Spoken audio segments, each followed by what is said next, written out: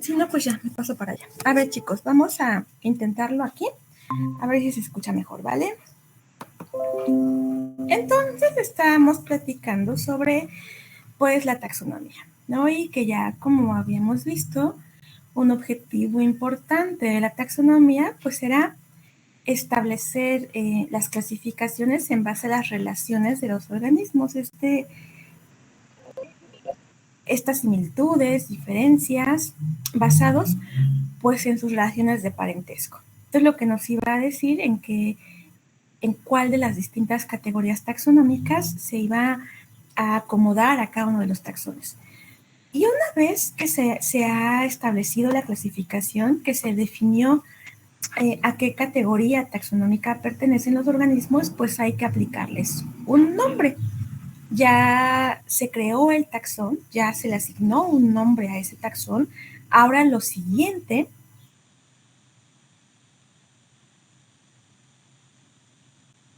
pues es darle nombre a esos grupos. Como ustedes se acuerdan, la taxonomía pues va a establecer las reglas para ordenar a los grupos, ¿no? Y cada una de estos grupos que se van creando es una categoría anidada o subordinada. Una familia es un conjunto de géneros, un género es un conjunto de especies, un orden es un conjunto de familias. Así que los nombres pues siempre están ligados justo también a esto, a esta clasificación. Ahora, para que recuerden, ¿qué categorías existen en la jerarquía taxonómica? De acuerdo a Linneo, a esta nomenclatura linneana que es la que utilizamos actualmente, hay 7 categorías principales. Reino, división o filo, que es lo mismo, clase, orden, familia, género y especie. Esas son las principales categorías taxonómicas, pero existen también categorías intermedias, como la subclase, el suborden, las subfamilias. Por abajo del género podemos encontrar subgéneros, secciones, series. Incluso por abajo de especie podemos encontrar subespecies, variedades, subvariedades, formas, subformas. Va a depender de cuál es el grupo que estamos trabajando. No todas las plantas van a tener todas estas categorías o no todos los animales van a tener todas estas categorías. Y por otro lado, también en botánica es el área que más categorías reconoce. Si ustedes se fijan, aquí están todas estas. En bacteriología tenemos menos, en zoología, bueno, tenemos menos también que en botánica. Entonces, cada gran grupo reconoce categorías diferentes y para cada taxón también se van a reconocer categorías diferentes. Depende muchísimo entonces del grupo que estemos trabajando. Cada una de estas, cada nivel de esta jerarquía taxonómica es una categoría taxonómica. Y cada organismo que son la unidad taxonómica. Eso es lo que estrictamente está contenido en estas diferentes partes de la taxonomía que se ocupa de darle nombre a los organismos. Preciso e inequívoco, es decir, va a ser un nombre único, universal, exclusivo para cada uno de los taxones.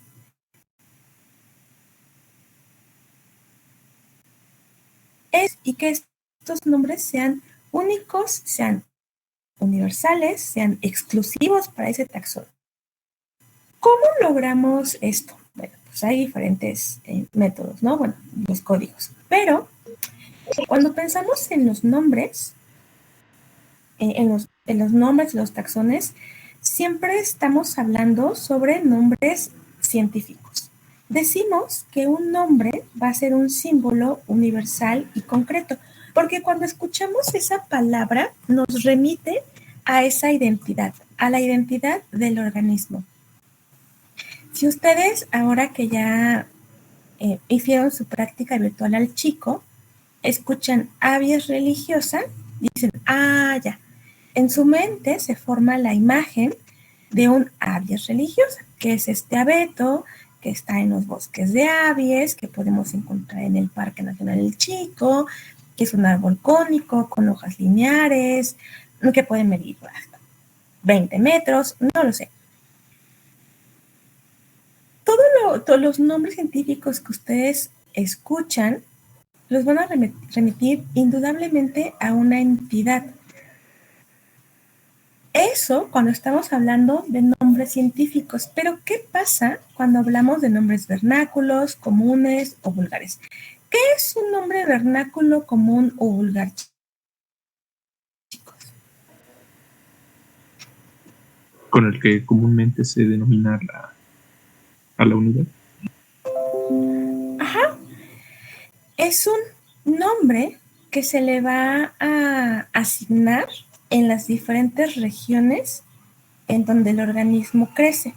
La desventaja de los nombres comunes es que estos van a variar de una región a otra.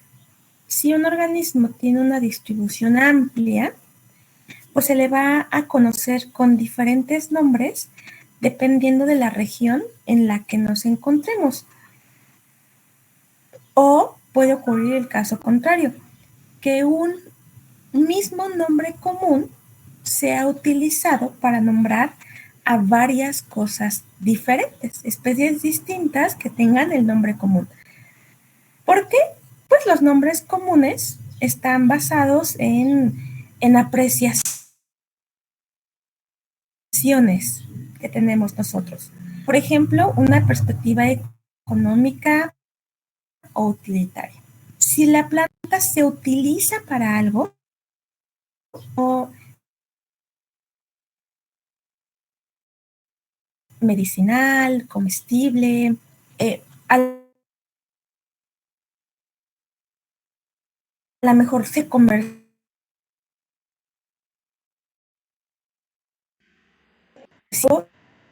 una característica de su morfología, de su tamaño, de su color, de su olor. Platicábamos del huele de noche. ¿Y por qué le dicen huele de noche? Pues porque en las noches su aroma es mucho más fuerte, mucho más penetrante que en el día. Entonces, como huele de noche, pues le decimos huele de noche.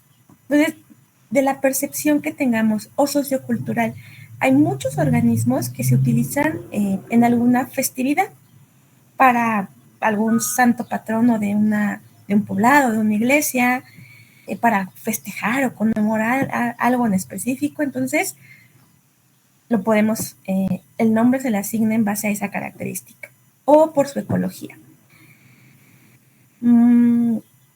Puede ser por un carácter específico de su hábitat, el lugar en donde crece, la fecha en la que florece o fructifica, porque tiene preferencia por algún hábitat.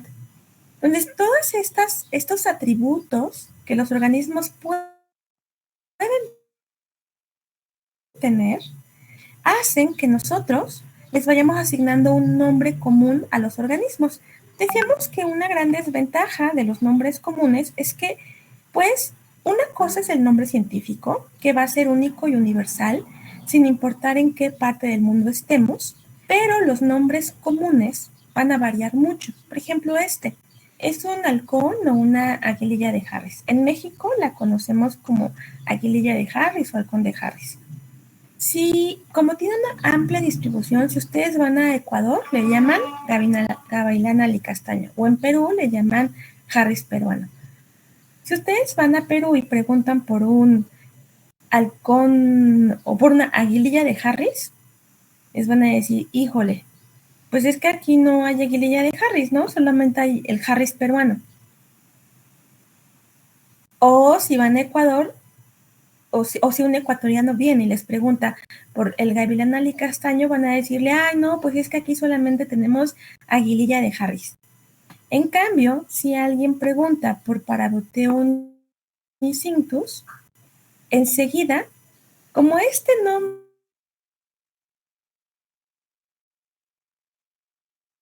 es el mundo en el que nos encontremos, entonces eso sí funciona como un símbolo universal del organismo. Ejemplos, decíamos, de que el nombre se le puede asignar para qué se usa, ¿no? Por un carácter utilitario. El nombre científico es Uenotera rosea. Es una planta muy común, de hecho, la próxima vez que salgan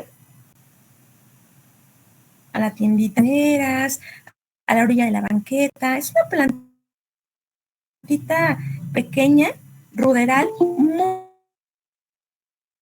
muy común. Y a esta le conocen como hierba del golpe o chupasangre.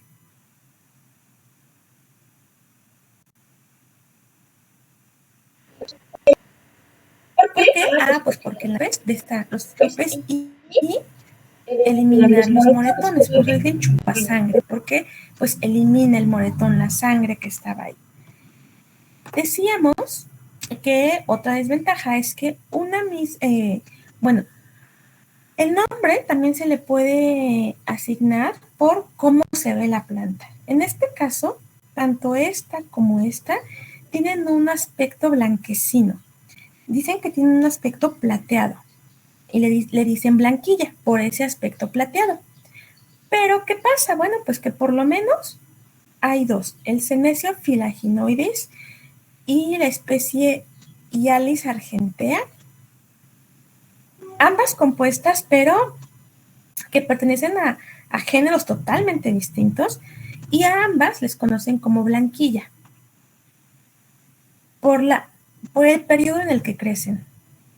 A varias especies del género Zephyrantes les dicen mallitos, porque van a aparecer o florecen justo en el mes de mayo. Entonces, como aparecen en el mes de mayo, pues mallitos, ¿no? Por su ecología. También les pueden decir lirios de lluvia. Entonces, el nombre común se le puede asignar por muchos atributos que tenga el organismo. Un mismo organismo puede tener muchos nombres comunes y un mismo nombre común, pues no son útiles. Son útiles desde una perspectiva de conocimiento, porque muchas veces el nombre común nos da información sobre el organismo, cómo se ve, para qué sirve, en dónde se desarrolla, pero si lo que estamos buscando es una nomenclatura científica, el nombre común no nos va a servir para nada. Y los nombres científicos sí funcionan como esos símbolos universales y concretos. También es importante que recuerden que los nombres científicos no se traducen. Los nombres científicos son, así como ustedes los vean escritos, así tal cual los van a utilizar. Ahora que están preparando su seminario, seguramente pues han estado revisando diferentes grupos, organismos y han visto nombres científicos. Y a veces los escriben, pues se ve mejor con un punto, o con una coma, o con un paréntesis, o con comillas, o a mí me gusta escribirlo con mayúsculas, a mí con minúsculas. Y todo eso le va cambiando el significado a los nombres científicos. Entonces, cuando ustedes vean un nombre científico, se copia tal cual como lo están observando. No se le agregan símbolos, no se cambian mayúsculas por minúsculas, no se abrevian, o por lo menos no se abrevian así.